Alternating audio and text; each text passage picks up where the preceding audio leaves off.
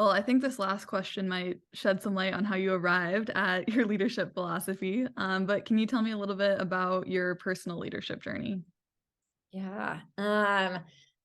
Yeah. So I'll pick maybe like a kind of an early moment in time and like, how does that connect to where I am now? Cause I think there are some threads there for me. I would look back on, I'd say like my leadership journey. I'm going to go back and say that started in grad school. And when I was in graduate school, I very much had this picture in my mind of, I'm going to be a psychologist and I'm going to be a practicing psychologist. And for me, like practicing psychologist meant clinical work, like one-on-one work with families, children, that kind of thing. And so I had that vision, that picture in my head.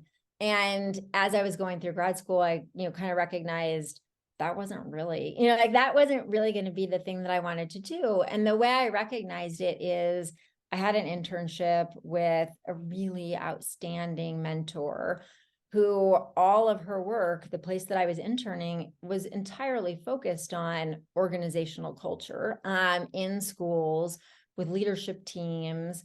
And I was hooked on that. I loved it.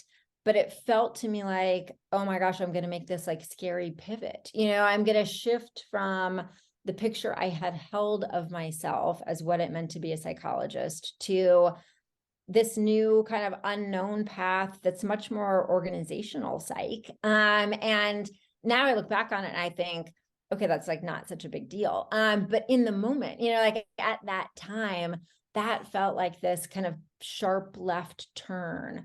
And it felt scary to make that sharp left turn.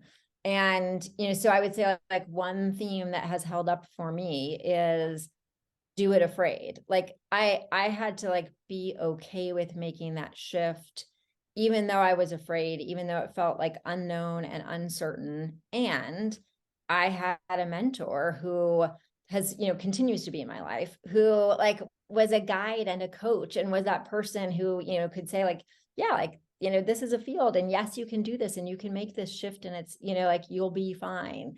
And so I think like that theme of like do it afraid, coupled with just because you're doing it afraid doesn't mean you're doing it alone. Like if you build relationships, you will have people who will coach you and guide you and tell you the difficult things that you need to hear. So I think like that was true for me back in grad school. And then if I like fast forward to, launching my own consulting practice and leaving what I had once thought of as like my dream job, in order to launch a consulting practice that was something I very much wanted to do, but I was scared. Mhm. And so again, like the do it afraid, I couldn't wait. I mean, I guess I could have chosen to wait until I got quote unquote comfortable, but I would have been waiting forever, like that wouldn't have happened. Like I had to be okay with I'm going to do it afraid. And same thing held true of just because you're doing it afraid doesn't mean you're doing it alone. I had many relationships where people would, again, like coach, give advice, be there for me throughout that process. So I think that's like kind of starting at the beginning and now up until this point, those bookends, like there's a thread that connects my leadership journey.